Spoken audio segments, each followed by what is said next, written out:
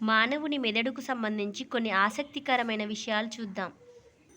మెదడుపై చేసే అధ్యయనాన్ని ఫ్రీనాలజీ అంటాము. మనం ఒక విషయం గురించి వినడం, నేర్చుకోవడం, గుర్తుంచుకోవడం లేదా దాని గురించి ఆలోచించి స్పందించడం మొదలగు భావోద్వేగాలన్నీ మెదడు ఆధీనంలో ఉంటాయి. మెదడు వెన్నుపాముతో కలిసి నాడీ వ్యవస్థకు అనుసంధానంగా పనిచేస్తుంది. నాడీ వ్యవస్థను నియంత్రణలో ఉంచుతుంది మెదడు. మన తల యొక్క పుర్రె భాగంలో కపాలం ద్వారా రక్షించబడుతుంది మెదడు. ఇది చాలా సున్నితమైన అవయవం. మెదడు 3 భాగాలుగా విభజించబడి ఉంటుంది: four brain, mid brain, Hind brain. మెదడుకి మెనింజస్ అనే 3 పొరల ద్వారా రక్షణ ఏర్పడి ఉంటుంది. ఇవి సూక్ష్మక్రిములను మెదడులోకి పోనివ్వకుండా కాపాడతాయి. మన యొక్క భావోద్వేగాలు, ఆకలి, దప్పిక మొదలగునవి మెదడులోని హైపోథాలమస్ ఆధీనంలో ఉంటాయి.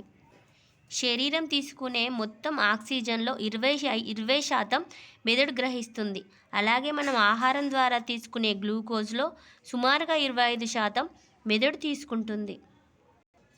మెదడు సుమారుగా 1.2 నుంచి 1.4 కిలోల బరువు కలిగి ఉంటుంది.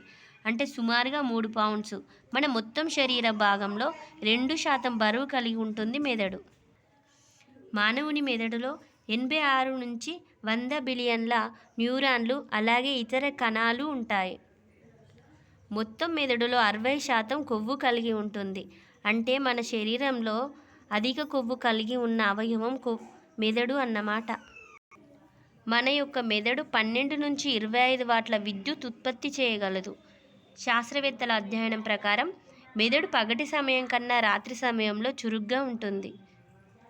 మెదడుకు రక్త ప్రసరణ ఆగిన తర్వాత 5 నుంచి 10 సెకండ్లలో స్పృహ కోల్పోవడం జరుగుతుంది.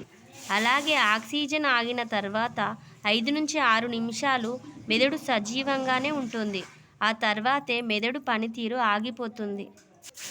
మానవుని యొక్క మెదడు మెమోరీ చిప్ లాంటిది.